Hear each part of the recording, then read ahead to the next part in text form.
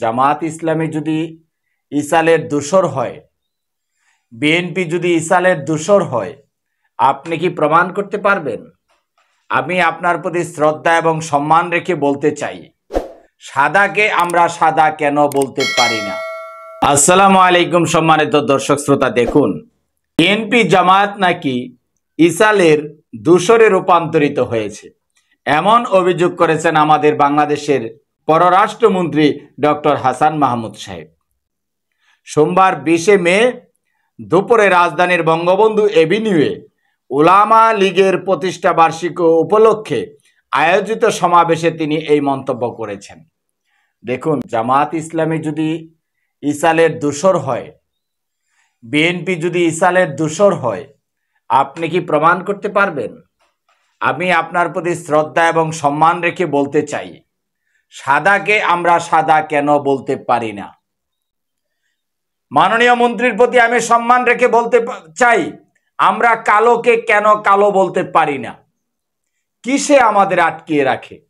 ইসালের বিরুদ্ধে, সেই ফিলিস্তিনি বীরদের পক্ষে, মজলুমের পক্ষে বাংলাদেশ জামাত ইসলামী কয়েকদিন আগে ঢাকা মহানগর, গাজীপুর মহানগর সহ সারা বাংলাদেশেই তারা ব্যাপক প্রতিবাদ এবং বিক্ষোভ মিছিল পালন করেছে। এটা কি মাননীয় পররাষ্ট্রমন্ত্রী ডক্টর হাসান মাহমুদ সাহেব তিনি কি দেখেন নাই? তার সাথে কি চোখ ছিল না? তিনি কি অন্ধ?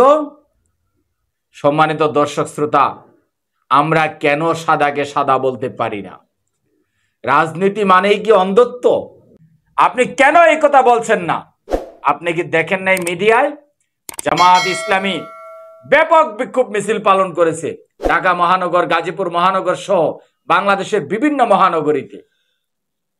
অথচ আপনি বলেন এরা ইসালের দোসর, ফিলিস্তিনের পক্ষে একটা কথাও এরা বলে না।